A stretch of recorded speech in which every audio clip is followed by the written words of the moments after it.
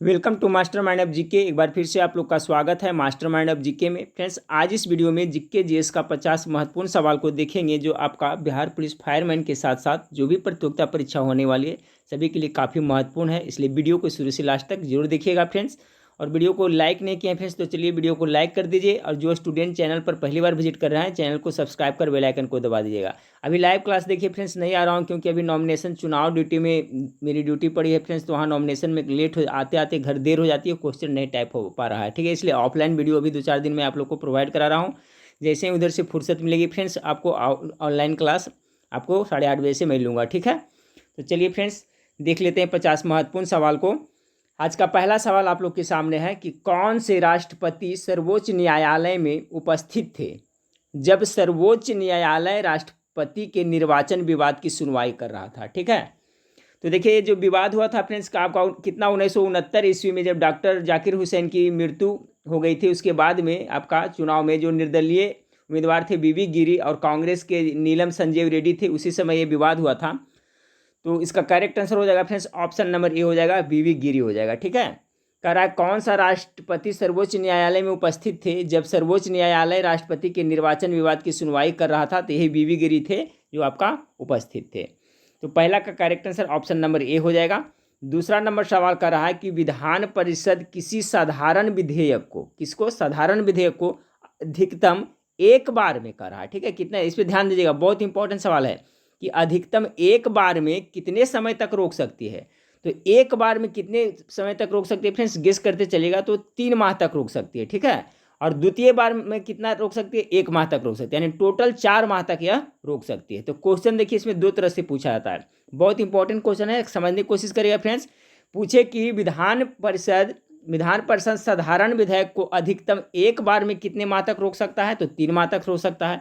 लेकिन सिर्फ पूछे कि विधान परिषद किसी साधारण विधेयक को अधिकतम कितने बार, एक बार हटा दिए, कितने समय तक रोक सकता है अधिकतम, तो कितना हो जाएगा आपका, टोटल 4 माह तक रोक सकता है। प्रथम बार में 3 माह तक और द्वितीय बार में 1 माह, टोटल कितना, 4 माह तक यह रोक सकता है, ठीक है।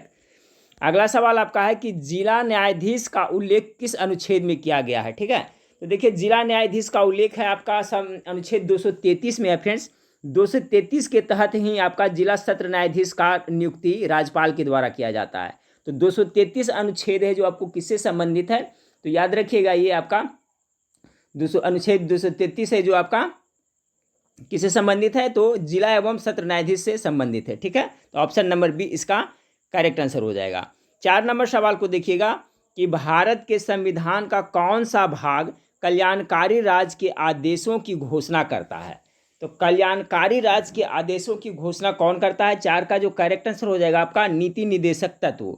ये नीति निदेशक तत्व जो कहाँ के संविधान से लिया गया है, भारतीय संविधान में, तो आयरलैंड के संविधान से लिया गया, याद रखिएगा। मूल अधिकार यानी मौलिक अधिकार जिसकी संख्या 6 है, ये आपका अमेरिका के संविधान से लिया गया है। वही एक मौलिक कर्तव्य है जिसकी संख्या 11 है जो आपका रूस के संविधान से लिया गया है, ठीक है। 5 नंबर सवाल को देखें कि भारत में नौकरशाही का निम्नलिखित में से कौन सा उपयुक्त चरित्र चित्रण है, नौकरशाही का। तो करेक्ट आंसर इसका होगा फ्रेंड्स ऑप्शन नंबर डी, लोक नीति को कार्यान्वित करना। ये लोक नीति को कार्यान्वित करना जो क्या है, तो भारत में नौकरशाही का उपयुक्त चरित्र चित्रण है, यानी ऑप्शन नंबर डी इसका करेक्ट आंसर हो जाएगा। बाकी आपका संसदीय लोकतंत्र का विस्तार ये नहीं है, संघीय ढांचे का सुदृढ़ करना ये भी नहीं है, राजनीतिक स्थायित्व और आर्थिक वृद्धि ये भी नहीं है। तो भारत में नौकरशाही का उपयुक्त चरित्र चित्रण कौन सा है, तो लोक नीति को कार्यान्वित करवाना। 5 का करेक्ट आंसर डी हो गया। 6 नंबर सवाल को देखिए फ्रेंड्स कि राज्यसभा की लोकसभा की समान शक्तियां किस क्षेत्र में है। ये भी क्वेश्चन बार बार रिपीट होता है। राज्यसभा की लोकसभा के समान, यानी जो शक्ति लोकसभा के पास है सेम वही शक्ति आपका राज्यसभा के किस क्षेत्र में है, ये संविधान संशोधन के क्षेत्र में दोनों को बराबर है, याद रखिएगा। 6 का करेक्ट आंसर ऑप्शन नंबर आपका बी हो जाएगा। 7 नंबर सवाल है कि संविधान के किस भाग को न्यायालय के द्वारा परिवर्तनीय नहीं कराया जा सकता है। संविधान के किस भाग को न्यायालय के द्वारा परिवर्तनीय नहीं कराया जा सकता है, कौन सा भाग को। तो 7 का जो करेक्ट आंसर होगा फ्रेंड्स ऑप्शन नंबर बी, भाग 4 को।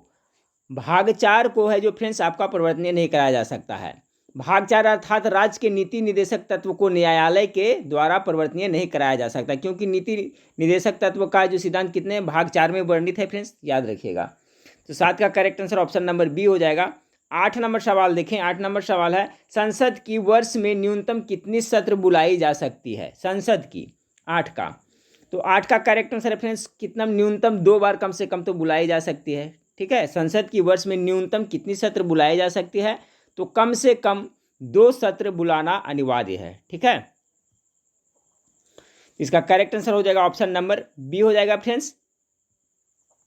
और देखिए फ्रेंड्स, यहाँ इस जो है आपका ये जो संसद के वर्ष में न्यूनतम जो 2 सत्र बुलाए जा सकते हैं, तो अनुच्छेद पूछे फ्रेंड्स, तो अनुच्छेद 85 के तहत याद रखिएगा, अनुच्छेद 85 के आधार पर संसद की 2 सत्र के बीच में अंतर कम से कितना कितना होना चाहिए? तो 6 माह का अंतर होना चाहिए। अधिकतम कितनी बार बुलाया जा सकते हैं? तो 2 बार। ठीक है, और ये अनुच्छेद 25 में वर्णित है फ्रेंड्स कि संसद की जो 2 सत्र के बीच में अधिकतम अंतर होना चाहिए, अंतराल होना चाहिए, कितना होना चाहिए? तो आपका 6 माह का होना चाहिए।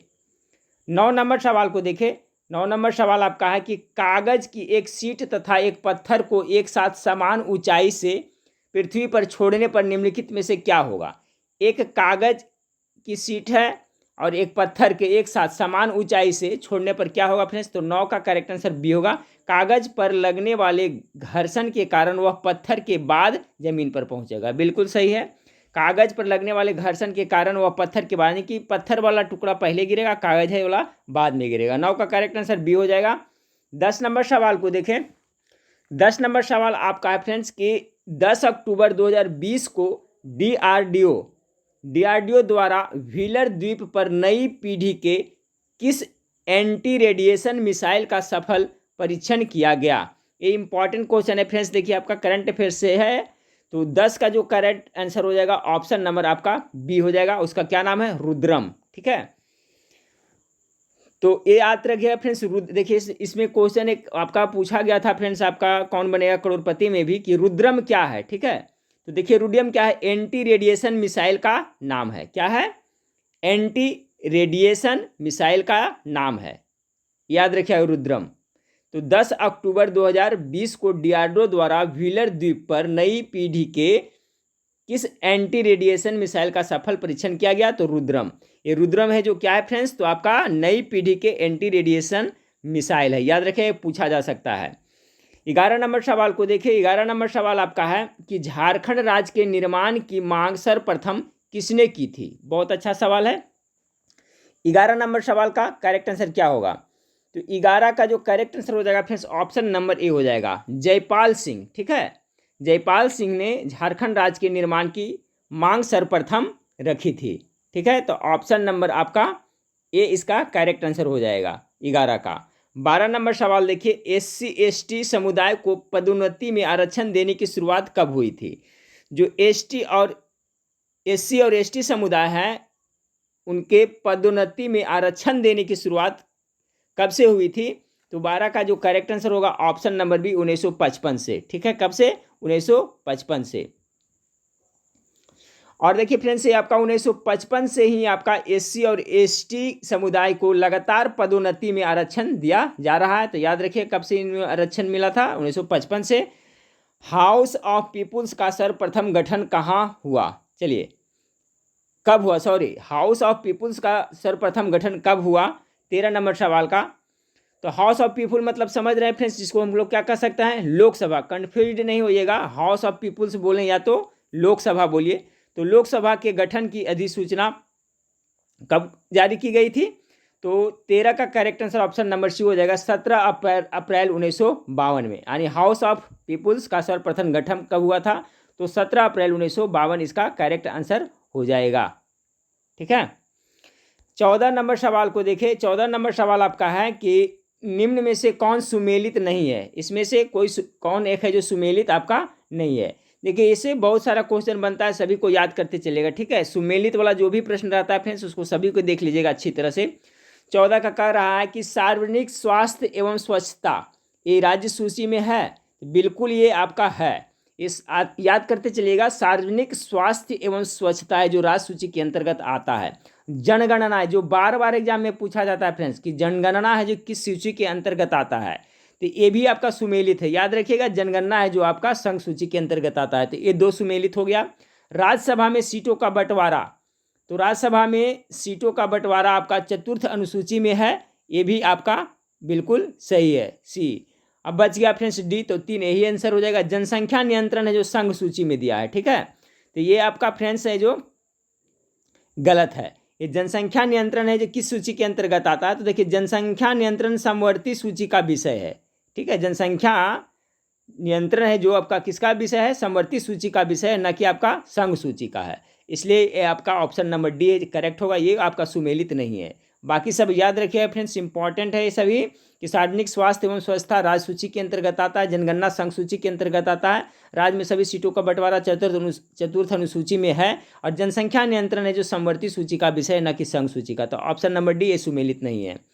15 नंबर सवाल को देखिए, 15 नंबर सवाल आपका है, आईपीएल के 13वें संस्करण आईपीएल 2000 कितना 20 में किस खिलाड़ी ने सर्वाधिक रन बनाकर ऑरेंज कप हासिल किया। जो आईपीएल, देखिए इसमें 2 सवाल बनता है, एक तो बनता है फ्रेंड्स कि जो 2020 में आईपीएल मैच हुआ वो कैवें संस्करण था, तो 13वें संस्करण था, तो 13वें संस्करण में कौन सा खिलाड़ी सबसे ज़्यादा रन बनाया था और ऑरेंज कप हासिल किया। और देखिए ये भी याद रखिए कि सबसे ज़्यादा जो रन बनाता है उसको कौन सा कप दिया जाता है, तो ऑरेंज कप दिया जाता है, ठीक है, तो इसमें देखिए बहुत सारा क्वेश्चन बन रहा है, तो सभी को ध्यान से याद रखिएगा। 15 का करेक्ट आंसर हो जाएगा फ्रेंड्स आपका केएल राहुल, ठीक है, कौन हो जाएगा इसमें आपका KL Rahul, option number D इसका करेक्ट आंसर हो जाएगा। आईपीएल 2020 के केएल राहुल ने सर्वाधिक रन बनाकर ऑरेंज कप हासिल किया था।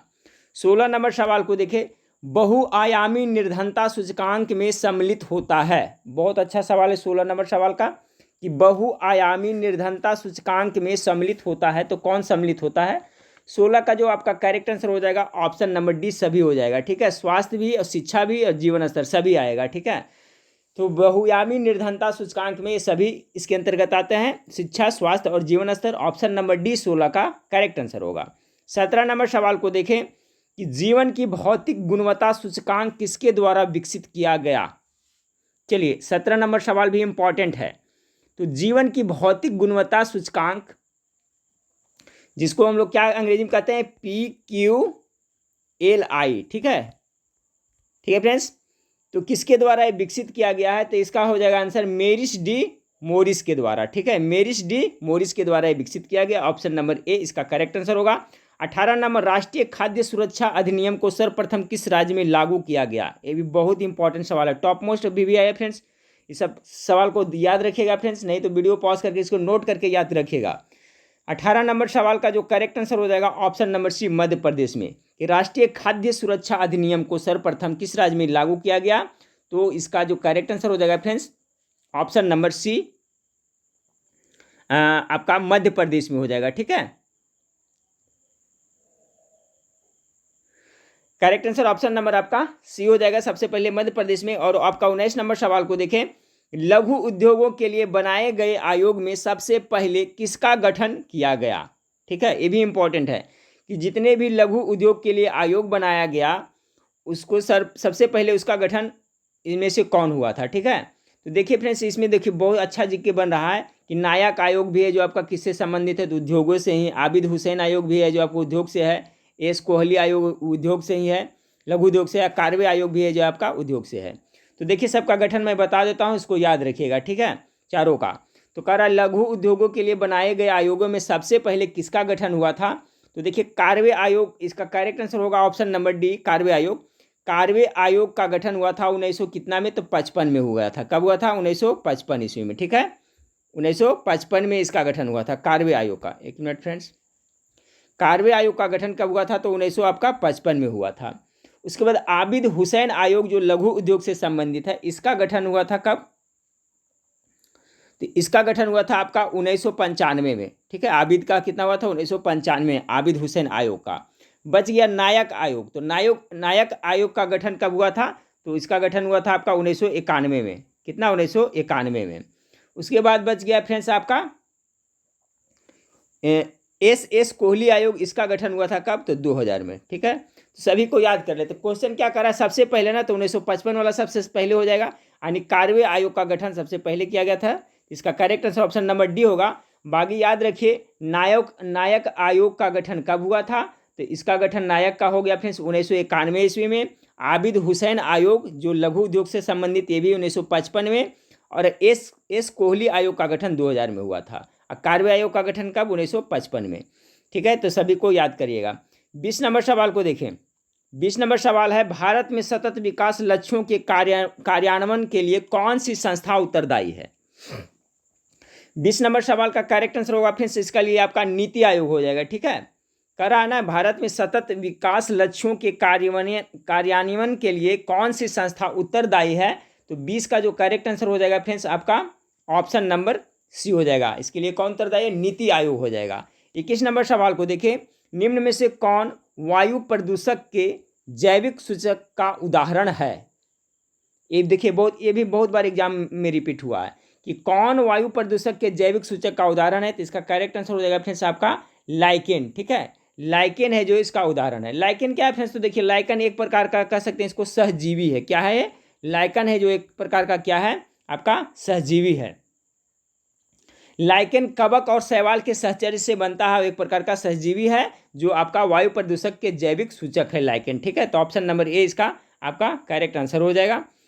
सवाल नंबर 22 को देखिए। 22 नंबर सवाल आपका कह रहा है कि विश्व का पहला 100% जैविक क्षेत्र कौन है? यानी कि विश्व का पहला 100% जैविक क्षेत्र किसे घोषित किया गया है? करेक्ट आंसर 22 का सी होगा। इसका नाम हो जाएगा सिक्किम है। ठीक है, कौन सा रहा? तो सिक्किम इसका करेक्ट आंसर हो जाएगा 22 का। विश्व का पहला राज्य या क्षेत्र में सिक्किम, जहां 100% जैविक कृषि की जाती है। तो ऑप्शन नंबर सी इसका करेक्ट आंसर हो जाएगा। ठीक है,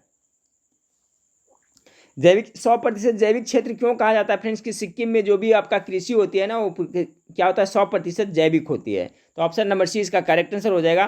23 नंबर सवाल को देखें। निम्न में से कौन सही सुमेलित नहीं है? चलिए, सुमेलित करने वाला फ्रेंड्स ये भी बहुत इंपॉर्टेंट है। 23 नंबर सवाल को देखिएगा। इसको आप वीडियो को पॉज करके फ्रेंड्स और सभी को नोट कर लीजिएगा। इसमें जो भी है बहुत इंपॉर्टेंट है एग्जाम की दृष्टिकोण से। तो सुमेलित नहीं कर रहा है ना, तो देखिए, कार्टेजेना प्रोटोकॉल है जो आपको बायो सेफ्टी से संबंधित है। ये सुमेलित है, बिल्कुल संबंधित है। क्वेश्चन इसी से पूछा जाएगा कि कार्टेजेना प्रोटोकॉल किससे संबंधित है? तो बायो सेफ्टी से। तो याद करते चलेगा, ये सुमेलित है। स्टॉकहोम सम्मेलन किससे संबंधित है? अनवरत जैविक प्रदूषण, ये भी आपका सुमेलित है। स्टॉकहोम सम्मेलन है जो अनवरत जैविक प्रदूषण से संबंधित है, बिल्कुल सही है। मॉन्ट्रियल प्रोटोकॉल जो अक्सर एग्जाम में देखने को मिलता है फ्रेंड्स, बार बार रिपीट होता है, ये ओजोन परत के क्षय से संबंधित है, बिल्कुल सही है। ये जो मॉन्ट्रियल प्रोटोकॉल है वो किससे संबंधित है? ये आपका ओजोन परत से संबंधित है। बच गया आपका डी, क्योटो प्रोटोकॉल जल संरक्षण, ये आपका है जो बिल्कुल गलत है फ्रेंड्स, क्योंकि फ्रेंड्स जो क्योटो प्रोटोकॉल है वो जल संरक्षण से नहीं है। इसलिए करेक्ट आंसर ऑप्शन नंबर आपका डी हो जाएगा। तो फ्रेंड्स, जब क्योटो प्रोटोकॉल जल संरक्षण से नहीं है तो किससे संबंधित है? तो देखिए, जो क्योटो प्रोटोकॉल है का है जो मुख्य उद्देश्य है स्थिरीकरण और ग्रीन हाउस गैस, ठीक है, यानी स्थिरीकरण और ग्रीन हाउस गैस की सांद्रता के पुनर्निर्माण से जलवायु प्रणाली और मानव जीवन को हानिकारक प्रभाव से बचाता है। तो मोटा मोटी याद रखिएगा, क्योटो प्रोटोकॉल है जो किससे संबंधित है फ्रेंड्स? तो ये ग्रीन हाउस गैस से संबंधित है, याद रखिएगा। तो जल संरक्षण से नहीं है। तो सभी को याद कर लिया फ्रेंड्स, सेपरेट कर करके, क्योंकि इससे क्वेश्चन सेपरेट पूछा भी जाता है कि आपका मॉन्ट्रियल प्रोटोकॉल है जो किससे संबंधित है? तो आपका ओजोन परत से है। क्योटो प्रोटोकॉल किससे है? तो ग्रीन हाउस गैस से हो गया। और कार्टेजेना प्रोटोकॉल किससे है? तो बायो सेफ्टी से है। स्टॉकहोम सम्मेलन किससे संबंधित है? तो अनवरत जैविक प्रदूषण से है। ठीक है, चलिए सवाल नंबर 24 को देखते हैं। सवाल नंबर 24 आपका है धुआं, जिसे अंग्रेजी में क्या कहता है? स्मॉग, अवश्य रूप से वायुमंडल में निम्नलिखित की उपस्थिति के कारण होता है। तो 24 नंबर सवाल का जो करेक्ट आंसर हो जाएगा फ्रेंड्स आपका ये धुआं होता है फ्रेंड्स, इसका निर्माण आपका नाइट्रोजन तथा सल्फर के ऑक्साइडों के योगदान से होता है। तो ऑप्शन नंबर डी इसका करेक्ट आंसर होगा। बहुत ज़्यादा इंपॉर्टेंट सवाल है कि धुआं जिसे स्मॉग कहते हैं अवश्य रूप से वायुमंडल में निम्नलिखित की उपस्थिति के कारण होता है। यानी इसका निर्माण किस तरह से होता है? तो नाइट्रोजन और सल्फर डाइऑक्साइड, नाइट्रोजन और सल्फर डाइऑक्साइड के ऑक्साइडों के द्वारा निर्मित होता है। ठीक है, तो ऑप्शन नंबर डी इसका करेक्ट आंसर हो जाएगा। 25 नंबर सवाल है फ्रेंड्स कि भारत को जैव विविधता की दृष्टिकोण से मुख्यतः कितने भागों में बांटा गया है? तो 25 का करेक्ट आंसर क्या होगा फ्रेंड्स? तो 25 का जो करेक्ट आंसर हो जाएगा आपका ऑप्शन नंबर डी, कितना? 4 में। ठीक है, भारत को अगर जैव विविधता के दृष्टिकोण से कितने भाग में बांटा जा सकता है, तो 4 भागों में बांटा जा सकता है। बहुत ही वीवीआई क्वेश्चन है। ठीक है, जैसे में फ्रेंड्स देखिए जैव विविधता तो 4 कौन कौन क्षेत्र है जो क्षेत्र है, मैं भी बता देता हूँ। जैसे पूर्वी हिमालय क्षेत्र 1 हो गया, पश्चिमी घाट 2 हो गया, इंडो बर्मा क्षेत्र आपका 3 हो गया, और आपका जो सुंडालैंड जिसके अंतर्गत अंडमान और निकोबार आता है, ये चौथा हो गया। एक क्वेश्चन को याद रखिएगा फ्रेंड्स कि भारत को जैव विविधता के दृष्टिकोण से कितने भागों में बांटा जा सकता है या बांटा गया है, तो 4 भागों में बांटा गया है। कौन कौन बता दिए फ्रेंड्स जैव विविधता में? जैसे आपका पूर्वी हिमालय हो गया, पश्चिमी घाट हो गया, इंडो बर्मा क्षेत्र हो गया, सुंडालैंड जो आपका अंडमान एवं निकोबार जिसे कहते हैं। तो जैव विविधता के आधार पर 4 भागों में भारत को बांटा गया है। 26 नंबर सवाल को देखें कि निम्न अधिनियम में सबसे बाद में किसे तैयार किया गया? ठीक है, जो 4 गो अधिनियम दिया हुआ है तो इसमें सबसे बाद में कौन सा तैयार किया गया है? तो देखिए सब मैं यहाँ पर बताता हूँ फ्रेंड्स। आपका वन्य जीव है, जो वन्य जीव अधिनियम कब बना था? तो 1972 ईस्वी में, याद करते चलिएगा। प्रोजेक्ट टाइगर बना था कब फ्रेंड्स? आपका 1973 में प्रोजेक्ट टाइगर। फिर आपका जैव विविधता अधिनियम बना था कब फ्रेंड्स? आपका 2002 में बना था जैव विविधता अधिनियम। बच गया कौन इसमें? आपका प्रोजेक्ट हाथी। तो आपका प्रोजेक्ट हाथी कब बना था? तो 1992 में बना था। कितना? 1992 में प्रोजेक्ट हाथी। अब पूछ रहा है कि सभी अधिनियम में बाद में किसे तैयार किया गया? तो देख लीजिए यहाँ बाद में कौन तैयार किया गया? 26 का, यानी 26 का correct answer option number C, जैव विविधता अधिनियम हो जाएगा। क्योंकि जैव विविधता अधिनियम जो कब बनाया गया? 2002 में बनाया गया। ठीक है, तो सभी को याद रखिएगा। एक बार पुनः मैं रिपीट करूंगा फ्रेंड्स कि वन्य जीव संरक्षण अधिनियम 1972 में बना था, प्रोजेक्ट टाइगर अधिनियम 1973 में बना था, और जैव विविधता अधिनियम 2002 में बना था, और प्रोजेक्ट हाथी अधिनियम 1992 में बना था। तो सभी को आप लोग याद कर लीजिएगा। करेक्ट आंसर हो जाएगा आपका ऑप्शन नंबर सी। 27 नंबर सवाल को देखें कि आपका स्वेज नहर के उत्तर एवं दक्षिण में कौन सी झील है? चलिए 27 नंबर सवाल का करेक्ट आंसर हो जाएगा आपका करा स्वेज नहर के उत्तर एवं दक्षिण में कौन सी झील है? तो 27 का correct answer option number B हो जाएगा, लोकमंजला लिटिल बिटर लेक। यानी स्वेज नहर के उत्तर में हो गया आपका लोकमंजला और दक्षिण में हो गया लिटिल बिटर लेक। ठीक है, देखिए इस तरह से सवाल है।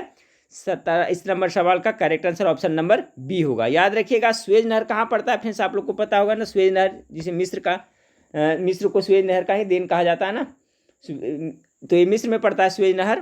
तो यही स्वेज नहर के जो आपका उत्तर में है जो लोकमंजला झील है, और आपका दक्षिण में है जो आपका लिटिल बिटर लेक झील है। ठीक है, 28 नंबर सवाल को देखिए, निम्न में कौन बेमेल है? 28 नंबर सवाल, बेमेल इसमें से कौन है? छांटना है आपको। 28 का टाइफून कहाँ चलता है? जापान में, तो आपका सही लग रहा है। बगुइयो फिलीपींस में, ये भी आपका सही है। बच गया फ्रेंड्स आपका ब्लिजार्ड, यही आपका सुमेलित नहीं है। बाकी सांटा आना कैलिफोर्निया में चलने वाली हवा है, ये बहुत इंपॉर्टेंट है फ्रेंड्स, याद रखा। सांटा आना कहाँ है? तो कैलिफोर्निया में चलता है, और ये आपका बुगुयू फिलीपींस में और टाइफून जापान में।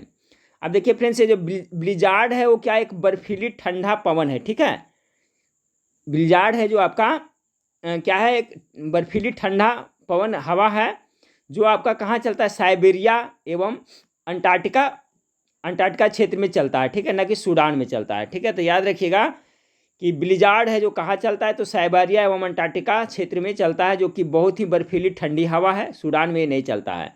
बाकी टाइफून के बारे में याद रखें, जापान में चलता है, बगुइयो फिलीपींस में चलता है, सांटा आना ये बहुत ही फेमस है। सांटा आना कहाँ चलता है? तो कैलिफोर्निया में चलता है। तो करेक्ट आंसर इसका सी हो जाएगा, ये सुमेलित नहीं। 29 नंबर सवाल को देखें, निम्न में कौन सुमेलित नहीं है? इसमें भी आपका सुमेलित वाला है।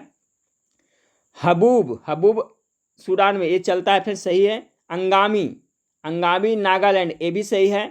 मिस्ट्रल है जो रोन घाटी में चलती है, ये भी सही है।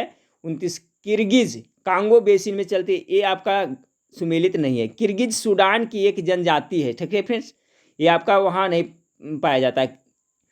तो ये जो किर्गिज है जो आपका सूडान की एक जनजाति है, जबकि कांगो बेसिन की जनजाति में पिग्मी मुख्य रूप से रहता है। ठीक है, देखिए तो यहाँ इस तरह से आपका दिया हुआ है कि हबूब है, तो हबूब तो आपको यहाँ से सूडान से है, क्लियर रेफरेंस मिलता है। अंगामी है जो आपका नागालैंड में पाया जाता है, ये भी चलता है।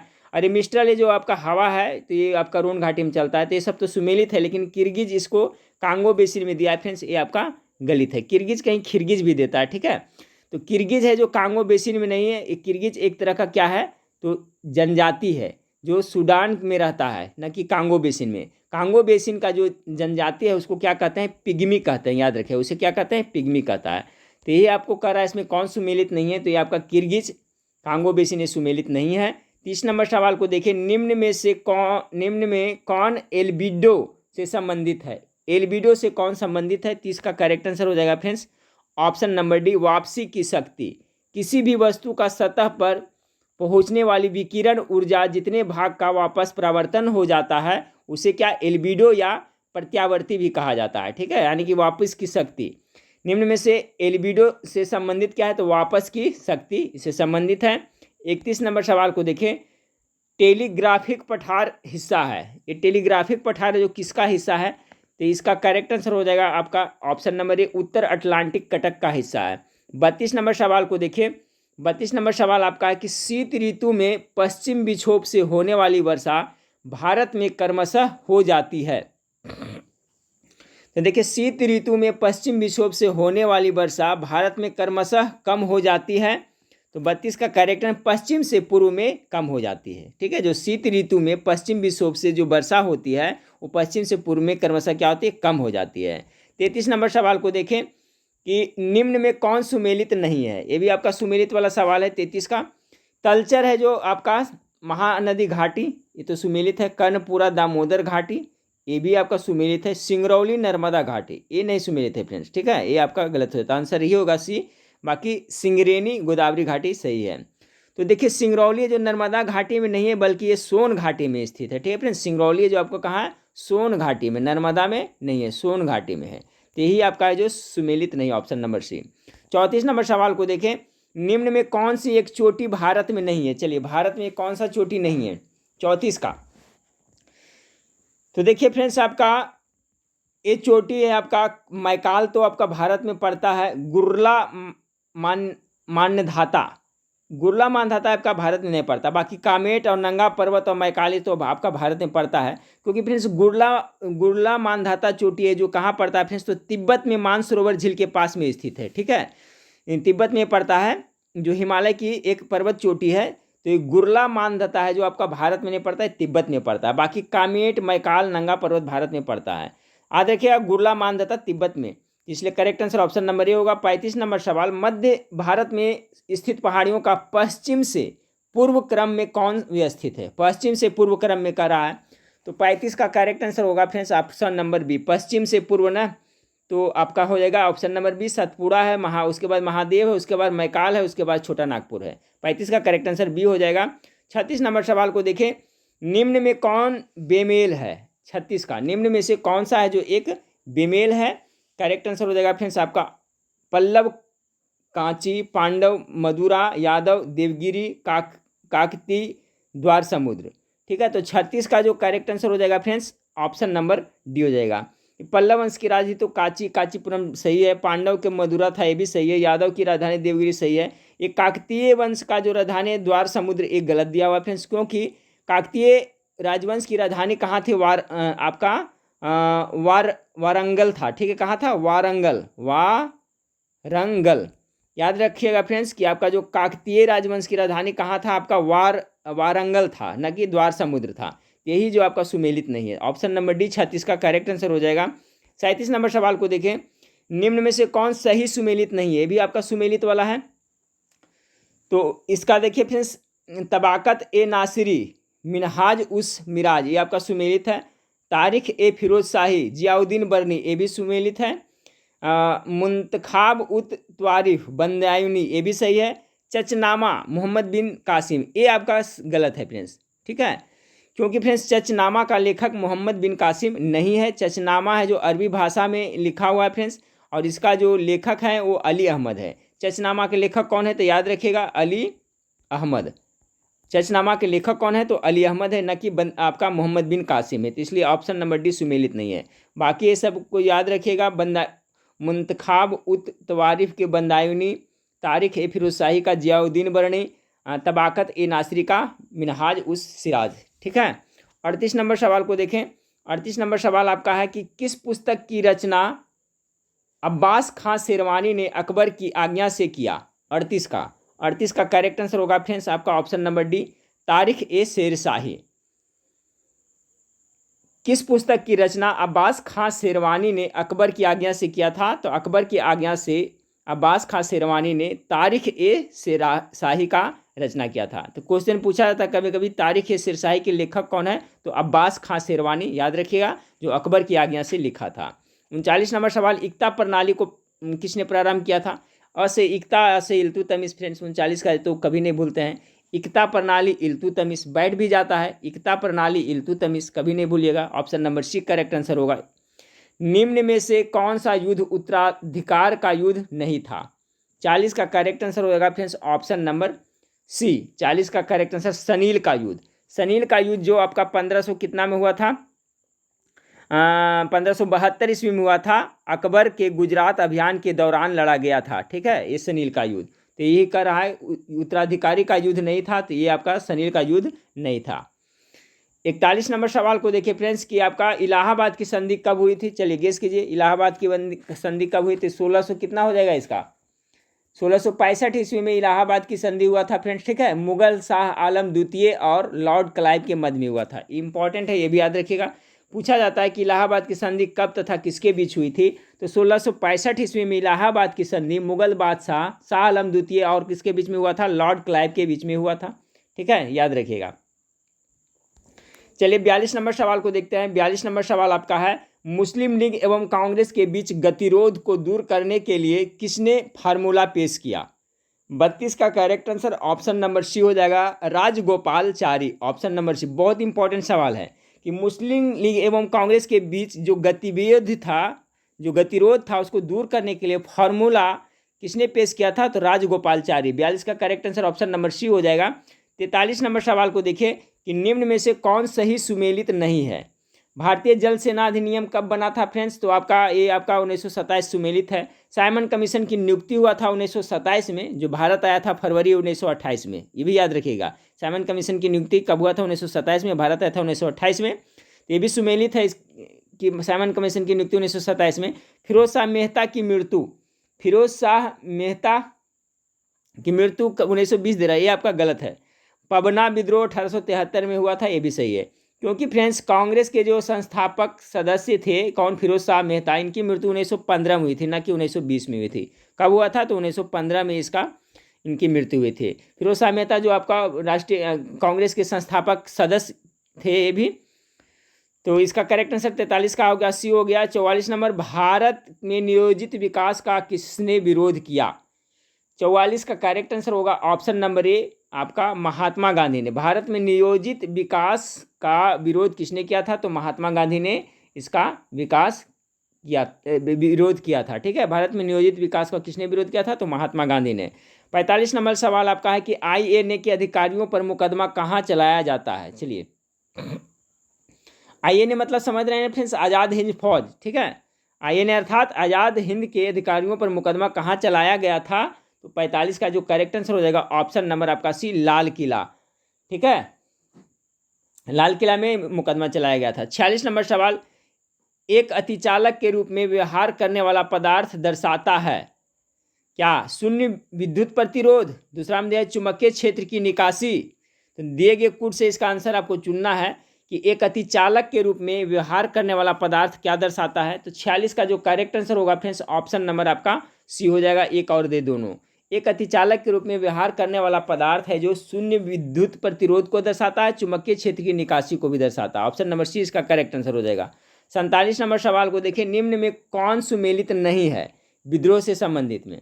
तो 47 का जो करेक्ट आंसर हो जाएगा ऑप्शन नंबर आपका बी हो जाएगा, गंजाम सुरेंद्र शाही। क्योंकि फ्रेंड्स देखिए इसमें कह रहा है कि निम्न में कौन सुमेलित नहीं है विद्रोह से संबंधित में? तो कश्मीर में गुलाब से सही है, गंजाम सुरेंद्र शाही आपका नहीं है। क्योंकि 1857 की क्रांति में गंजाम के विद्रोही का नेतृत्व राधा कृष्ण दंड सेना के द्वारा किया गया था। ठीक है, इनके सुरेंद्र शाही के द्वारा किया गया है। तो 1857 की क्रांति हुई थी तो उसमें जो आपका गंजाम के विद्रोह हुआ था, तो उसका नेतृत्व किया था कौन फ्रेंड्स? तो आपका राधा कृष्ण दंड सेना ने किया था, ना कि आपका सुरेंद्र शाही ने। तो इसका यही है जो आपका क्या है फ्रेंड्स, सुमेलित। आपको नहीं, ऑप्शन नंबर बी 47 का करेक्ट आंसर होगा। 48 नंबर सवाल को देखें, निम्न मुगल बादशाह में सबसे बाद कौन गद्दी पर बैठा? सबसे बाद में 48 का, तो देखिए जहादर शाह है, अहमद शाह है, आलमगीर द्वितीय है, अकबर द्वितीय है। तो सबसे बाद में कराना, तो देखिए सबसे बाद में आपका हो जाएगा, इसका correct answer option number D हो जाएगा। ठीक है, अकबर द्वितीय जो सबसे बाद में बैठा था। क्योंकि फ्रेंड्स आपका जहांदार शाह जो बैठा था 1712 ईस्वी में, देखिए 1712 ईस्वी में ये बैठा था। एक का बैठा था 1712 ईस्वी में जहांदार शाह एक का। ठीक है, उसके बाद में है फ्रेंड्स आपका अहमद शाह बैठा था 1748 में। ठीक है, 17 से 48 में हो गया था फ्रेंड्स। उसके बाद में बच गया आपका आलमगीर द्वितीय। आलमगीर द्वितीय बैठा था 1754 में। ठीक है, ये बैठा था आपका 1754 में, 1754 में। तो याद करिएगा जहांदार शाह का शासन था जो 1712 से लेकर 1713। ठीक, इस तरह से कर देते हैं फ्रेंड्स। जहांदार का शासन था जो आपका 1700 कितना, 1712 से लेकर के कितना 13। ठीक है, किसका? जहांदार शाह का। फिर आपका बच गया फ्रेंड्स आपका अहमद साहब ना, तो अहमद शाह का था जो 1748 से, अहमद शाह का जो शासनकाल था कितना, 1748 से लेकर के 54 तक था। ठीक है, आलमगीर द्वितीय का जो शासनकाल था वो आपका 1754 से, इसका 54 से लेकर के कितना था, तो 59 था। बच गया फ्रेंड्स आपका अकबर द्वितीय। ठीक है, तो अकबर द्वितीय का जो शासनकाल था 1806 से लेकर के कितना, तो 1837 तक था। इसलिए करेक्ट आंसर आपका ऑप्शन नंबर डी होगा, सबसे बाद में यही गद्दी पर बैठा था। 49 नंबर सवाल को देखते हैं। 49 नंबर सवाल आपका है कि अभिनव भारत समाज का संस्थापक है, अभिनव भारत समाज का संस्थापक कौन है? तो 49 का जो करेक्ट आंसर हो जाएगा फ्रेंड्स आपका ऑप्शन नंबर आपका बी हो जाएगा। ठीक है, विनायक दामोदर सावरकर इसका करेक्ट आंसर हो जाएगा। क्वेश्चन है अभिनव भारत समाज का ना, तो ये correct answer option number B हो जाएगा। क्योंकि फ्रेंड्स विनायक दामोदर सावरकर ने आपका कितना 1904 ईस्वी में, ये अभी याद रखिएगा, 1904 ईस्वी में अभिनव भारत नामक गुप्त क्रांतिकारी संगठन की स्थापना की थी। ये जो अभिनव भारत है जो क्या है, तो याद रखिएगा ये गुप्त क्रांतिकारी संगठन है जिसकी स्थापना विनायक दामोदर सावरकर के द्वारा 1904 में किया गया था। आज का लास्ट सवाल को देखते हैं फ्रेंड्स, निम्न में से कौन सा सुमेलित नहीं है 50 का? तो इसमें कौन सा सुमेलित नहीं है? करा ध्रुवदास भगत नामावली, नाभादास भक्तकाल, केशवदास रसिक प्याला, और है उस्मान है जो चित्रावली। तो देखिए केशवदास ने रसिक प्रिया नामक पुस्तक की रचना की है। ठीक है, इसका जो करेक्ट आंसर हो जाएगा फ्रेंड्स ऑप्शन नंबर सी। याद रखिए केशवदास ने, इसमें कह रहा है क्या फ्रेंड्स कि सुमेलित नहीं है ना, तो निम्न कौन सा सुमेलित नहीं है? तो 50 का करेक्ट आंसर सी हो जाएगा। क्योंकि फ्रेंड्स केशवदास है, तो केशवदास ने रसिक प्रिया नामक पुस्तक की रचना की है। केशवदास के रसिक प्रिया काव्यशास्त्र में रस विवेचना की प्रमुख पुस्तक है। तो 50 नंबर सवाल का जो करेक्ट आंसर हो जाएगा ऑप्शन नंबर सी। केशवदास दिया है, यहाँ पर क्या दिया है आपका, रसिक प्रिया दिया है, और यहाँ पर देखिए क्या लिखा हुआ है, रसिक प्याला लिखा हुआ है। तो यही आपका है जो आपका गलत हो जाएगा। क्वेश्चन पुनः एक बार समझ लें कि निम्न में से कौन सा सुमेलित नहीं है? तो ध्रुवदास तो भगत नामावली सुमेलित है, नाभादास भक्त कालिबे, और केशवदास है जो रसिक प्याला नहीं, रसिक प्रिया यहाँ पर होना चाहिए। ठीक है, रसिक प्याला का ये नहीं है। तो केशवदास ने याद रखिएगा रसिक प्रिया नामक पुस्तक की रचना की है। ठीक है, और केशवदास ने रसिक प्रिया काव्यशास्त्र में रस विवेचना की प्रमुख पुस्तक है ये। तो इसमें सुमेलित में आपका यही हो जाएगा केशवदास, रसिक प्याला है जो, प्याला नहीं रसिक प्रिया किया है केशवदास ने। ठीक है, तो चलिए फ्रेंड्स उम्मीद करता हूँ 50 प्रश्न था, सभी अच्छा था फ्रेंड्स। ये रिवीजन प्रैक्टिस सेट एक तरह से कर सकते हैं। नेक्स्ट वीडियो में फिर मिलते हैं, देखने के लिए थैंक यू, धन्यवाद।